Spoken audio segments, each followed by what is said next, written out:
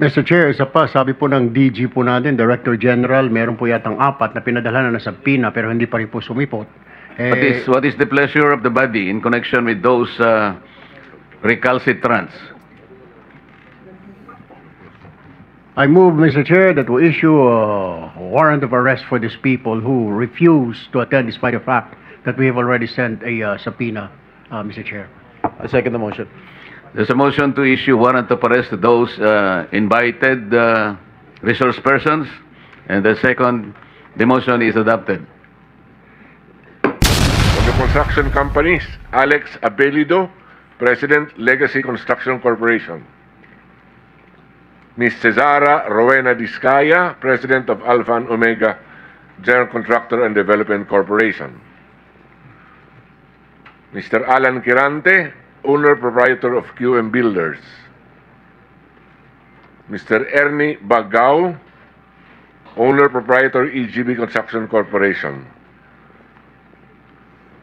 From High Tone Construction and Development Corporation, Mr. Edgar Acosta is represented by Mr. Edsil Marbella. Mr. Wilfredo Natividad, 888 Construction Supply Inc. Mr. Romeo Miranda, President AMO Royal Crown Monarch Construction and Supplies Corporation. Ms. Marjorie Samidan, President MG Samidan Construction. Mr. Ryan Willie D. Uy, Proprietor Road Edge Trading and Development Services.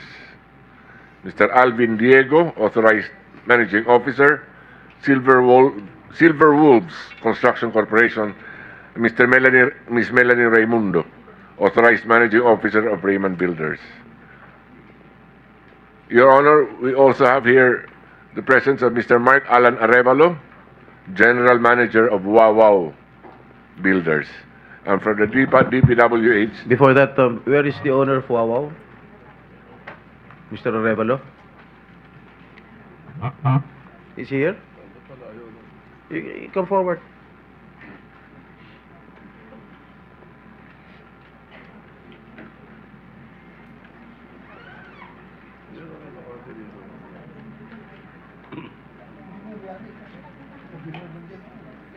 Is he the owner of the construction company?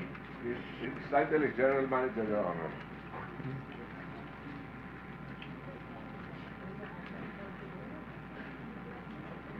Okay.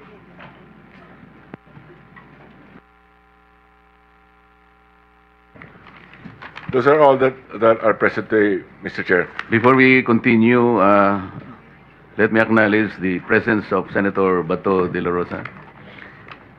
You may want to administer the oath of other respondents who may not have taken their oath in the, Yes, Your in the Honor. last hearing. Your Honor, before the oath, I would like also to inform that there are about 4 or 5, 4 contractors against whom subpoenas were served, but they are not here right now. Can you please, Mr. Secretary, with all due respect, Mr. Chair, can you please mention the names of those Maria- who aren't here yet? Yes, Your Honor, if I may proceed. Ms. Maria Roma Angeline Arrimando, Owner Manager St. Timothy Construction Corporation, his subpoena was served on August 22nd. Mr. Iomir Villanueva, President of Top Notch Catalyst Builders Inc.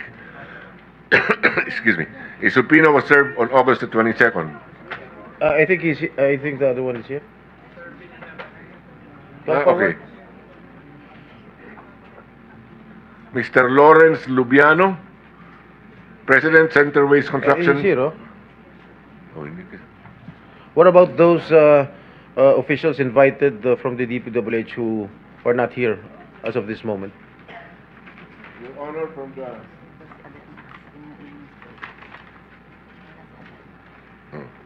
Your Honor, before I go there, to complete the list, Aderma of SunWest is also not here. Good morning, Your Honor. I'm the authorized officer, Your Honor, of SunWest Inc. Where is the owner? Miss Alcaraz, the president, Your Honor, Where is is she? coming. She's Where- just a minute away, Your Honor. to We the cannot Honorable accept Court. representatives here. Yes, Your Honor. She's arriving anytime now, Your Honor. All right. Thank you. Mr. Chair, I noticed that some of these, they're not owners, Mr. Chair. They're like managing the officer, director, president. Can we invite the owners? Why? I mean, this is a full-blown hearing, and yet they only send representatives.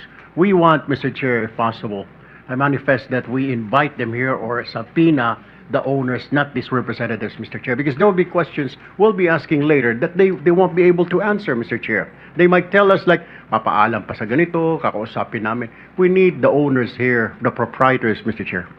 That's correct, Your Honor. I think we made clear from the beginning that those invited are the owners or beneficial owners of these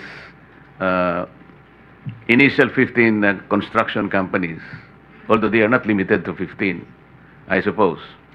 So kung kayo po ang dumating, representative lang kayo, sana meron kayong dala-dala na dokumento na kayo ay makapagsasalita in their behalf, na ang sasabihin nyo will bind the company. Okay din sa amin yun. Pero kung wala kayong ganun, pasensya na po, ang kailangan dito talaga ay yung may-ari na talagang sasagot sa mga tanong namin. Thank you. Mr. Chair, isa pa, sabi po ng DG po natin, Director General, meron po yatang 4 na pinadala na sa PINA pero hindi pa rin po sumipot. What is the pleasure of the body in connection with those recalcitrants? I move, Mr. Chair, that we issue a warrant of arrest for these people who refuse to attend despite the fact that we have already sent a subpoena, Mr. Chair. I second the motion. There's a motion to issue warrant of arrest to those invited resource persons, and the second, the motion is adopted. Mr. Chair, may I know who else from the Department of Public Works who were invited but are not here as of this moment?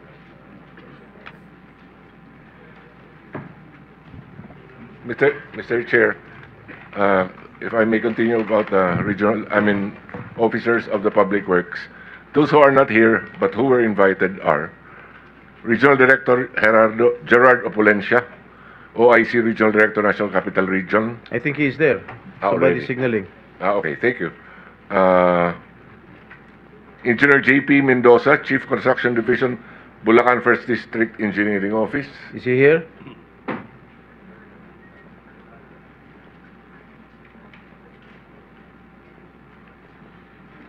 Maybe those who are here present, maybe they can sit down in front of us, I mean, in the gallery. Sa VIP gallery. Dun, yung mga wala namang business dyan sa gallery, tumayo na lumipat sa'yo. Ibang upuan. Mr. Juanito Mendoza, Accountant 3, Bulacan 1st District Engineering Office. Is he here? Where is Mr. Juanito? Ano apelyido? Juanito Mendoza and GP Mendoza, Your Honor. Is Mr. Juanito Mendoza present?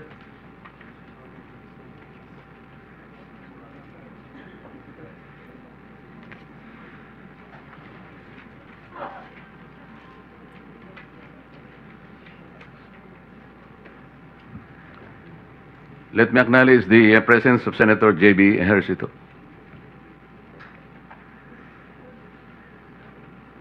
Who else, Mr. Secretary? That is all, Mr. Chair. Number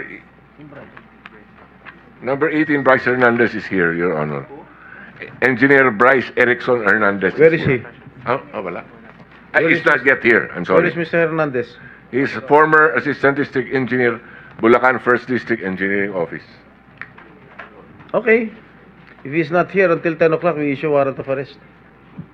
To observe proper procedures, we have to complement the original motion to hold these persons invited but did not care to present themselves today. They should be all cited in contempt. Yeah. Preparatory to the issuance of a warrant of arrest for purposes of procedures. Thank you, Mr. Chair, for correcting me on that.